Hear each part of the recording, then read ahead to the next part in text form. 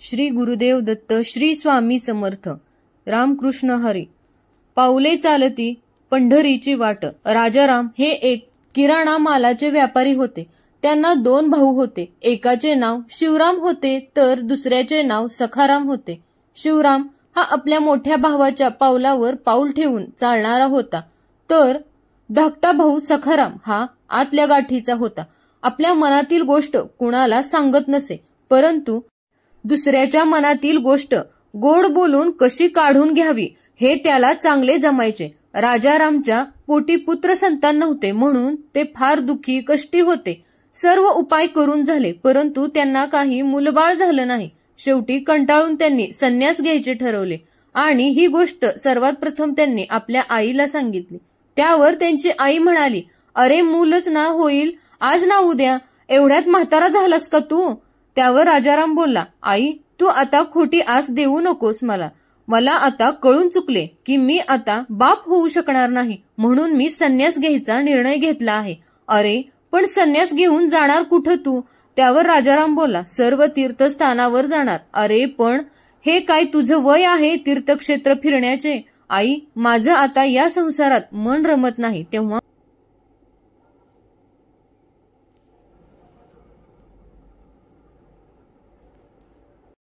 मला जाऊ दे, अडवू नकोस तू मला. ठीक आहे तुला जायचं तर जा, मी तुला अजिबात अडवणार नाही. पण माझी तुला एकच विनंती आहे की मी मरेन तेव्हा तू जिथे असशील तेथून मला मूठ माती द्यायला तू अवश्य ये, नाहीतर माझ्या आत्म्याला शांती लाभणार नाही. आई असं का बोलतेस तू? अजून भरपूर वर्ष जगायचे आहेत तुला. त्यावर त्यांची आई म्हणाली, कशासाठी जगू आणि कुणासाठी जगू? तू हा असा सोडून चालला आहेस. अगं आई, मी गेलो तरी माझे 2 भाऊ आहेत ना तुझ्यापाशी, त्यांच्या रूपातच तू मला पाहायचा प्रयत्न कर. बंद दुकानाचे काय करतो आहेस? दुकान शिवरामच्या स्वाधीन केले नी सखारामला गावची प्रॉपर्टी देऊन टाकली आणि स्वतःसाठी काय ठेवले आहेस? मला काहीही नको.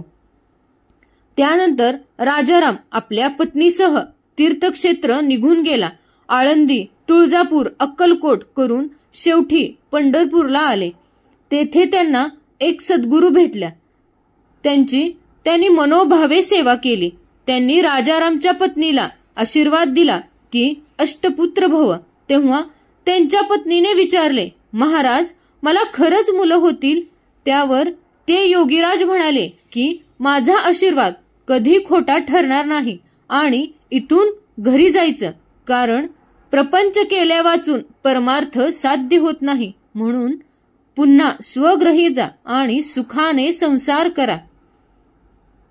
त्यानंतर ते दोघेही घरी आले. तेव्हा त्यांच्या आईला कोण आनंद झाला, मात्र त्या दोघांना फारसा आनंद झाला नाही, अर्थात त्यांच्या भावांना, कारण त्यांचे दुकान परत करावे लागणार ही भीती शिवरामच्या मनात निर्माण झाली. परंतु त्याची पत्नी म्हणाली, परत कशाला द्यायचं दुकान? त्यांनी स्वतःहून दिलं होतं ना दुकान आमच्या ताब्यात. आम्ही काय मागायला गेलो होतो का त्यांच्याकडे?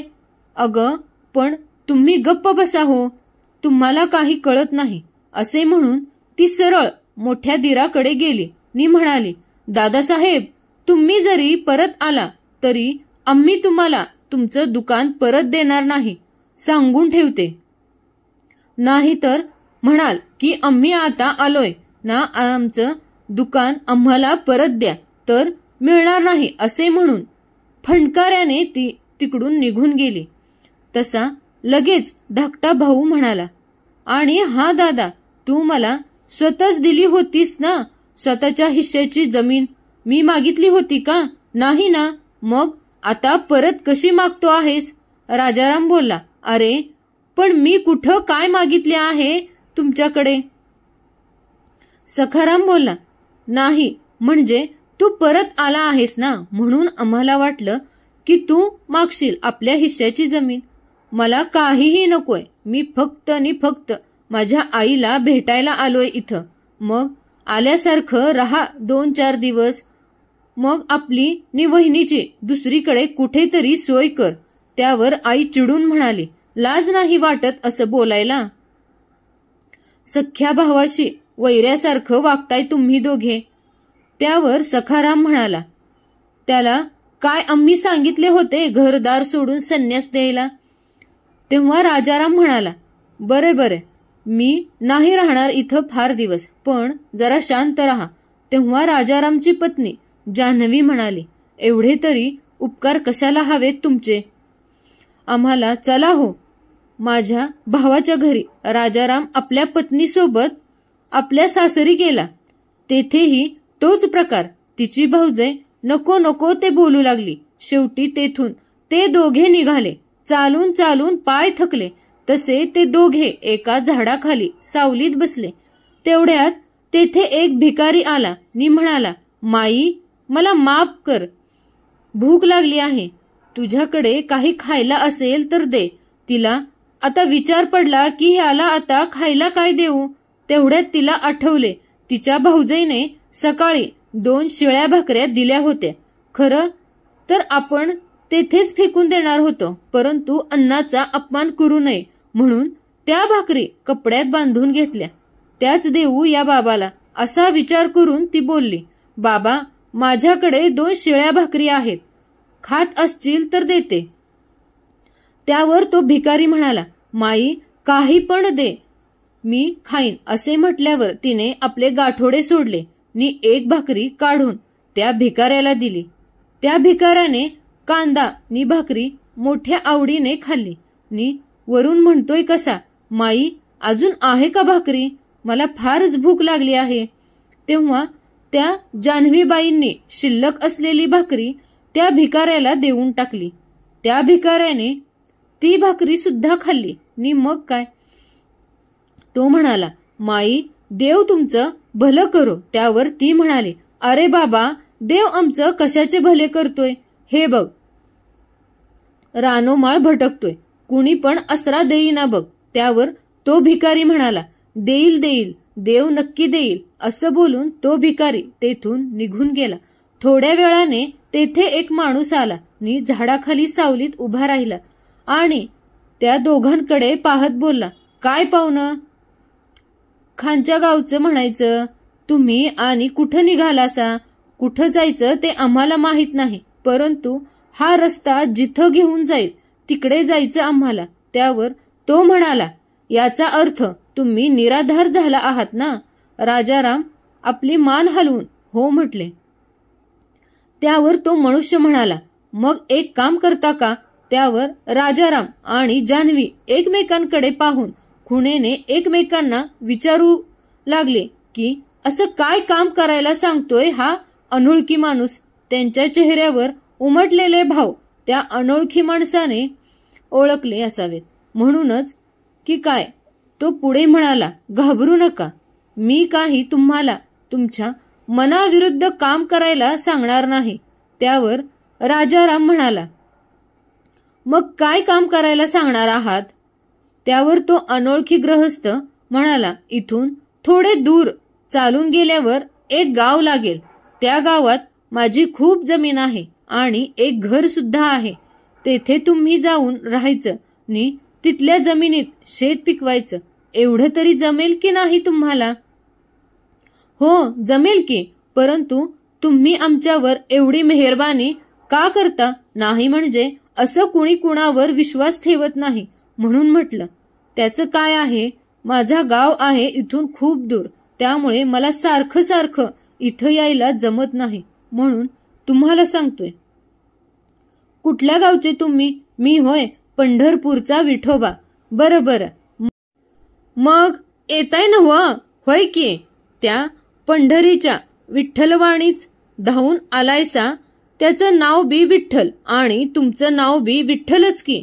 त्यानंतर ते दोघे त्या माणसासोबत गेले. पाहतात तर खरोखर एक फार मोठं शेताचं आवार दिसले आणि त्यात सुंदर एक घरही होते. त्या माणसाने ते घर उघडून दिले मी सांगितले, आता तुम्ही दोघे इथं राहा आणि दारी आलेल्या याचकाला मात्र माघारी पाठवू नका. देव तुमचं लय बरं करील बघा. असे बोलून तो माणूस तेथून निघून गेला. जान्हवीने सर्वत्र नजर फिरवली घर तसे ठीकठाक होते. बरेच दिवस त्या घराचा वापर झालेला दिसत नव्हता. म्हणजे घरातल्या भांड्यांवर धूळ साचली होती. ठिकठिकाणी कोळी आणि कोळ्यांचे जाळे विणलेले दिसत होते. घरात धान्यही होते. याचा अर्थ सुगीच्या वेळी या घरात कुणीतरी येऊन राहत असावं असा विचार करून दोघांनी मिळून अगोदर घर स्वच्छ झाडून काढलं. त्यानंतर तिथल्याच भांडी वापरून विहिरीवरून पाणी आणलं. जेवणही बनवले आणि दोघांनी स्वतःला वाढून घेतले आणि जेवण सुरू करणार तेवढ्यात तिथे एक भिकारी आला नि म्हणाला, माई, म्या लय दिवसाचा उपाशी हाय, तवा खायला द्याल तर तुमचं लय उपकार होतील बघा. त्यावर राजाराम म्हणाला, लय येळेवर आलास की र गड्या, आम्ही आता जेवायलाच बसणार होतो बघा. असे म्हणून त्याला बसायला पाट दिला नि आपले स्वतःचे जेवणाचे ताट उचलून त्या भिकाऱ्याला खायला दिले. तो भिकारी जेवून तृप्त झाला नि त्या दोघांना दुवा देऊन निघूनही गेला. त्यानंतर त्या दोघांनी शिल्लक राहिलेले जेवण जेवून घेतले. त्यानंतर ते दोघे तेथेच राहू लागले. तेथील शेती नांगरून त्यात धान्य पेरले.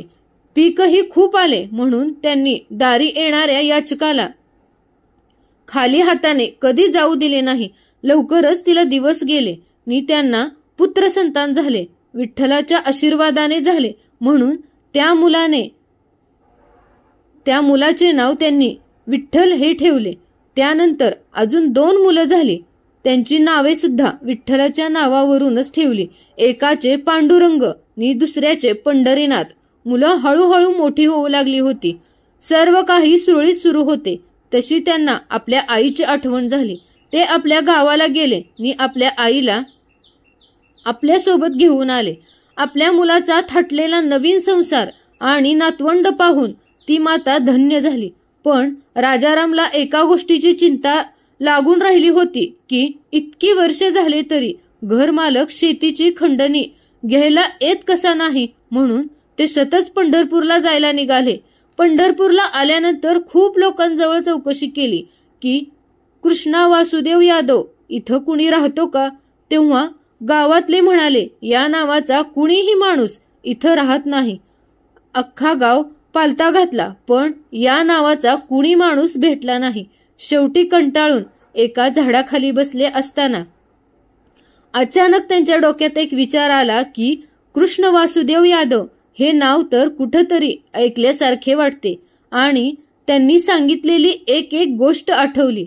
तशी लगेच त्यांच्या डोक्यात ट्यूब पेटली. हे नाव तर पंढरपूरच्या विठ्ठलाचे आहे.